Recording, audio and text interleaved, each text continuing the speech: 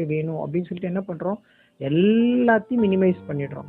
ஏதாவது தேவையான கால் வந்தால் மட்டும் அட்டன் பண்ணிக்கலாம், தேவையான கால் இருந்தால் பேசிக்கலாங்கிறதுக்காக அந்த பேட்டரியை சேவ் பண்ணி வைக்கிறோம், பேட்டரி சேவர் ஆன் பண்ணி வைக்கிறோம். அப்புறம் நம்ம வீடு போய் சேர்ந்த உடனே முதல் வேலையை என்ன பண்ணுறோம், என்ன பண்ணுறோமோ இல்லையோ உடனே சார்ஜ் பண்ணுறதுக்கு சார்ஜரில் போட்டு சுவிட்ச் போட்டுரும் இல்லைங்களா. ஸோ இது மாதிரி தான் நம்முடைய லைஃப்லையும் சில நேரங்களில் நடக்குது. அப்படியே வந்து நம்ம அவ்வளோ ஒரு எக்ஸ்ட்ராவர்ட் மாதிரி நல்ல ஜாலியாக எல்லாருக்கூடையும் பேசி சிரிச்சு கிண்டல் அடிச்சு அப்படி இருந்துட்டு இருப்போம்.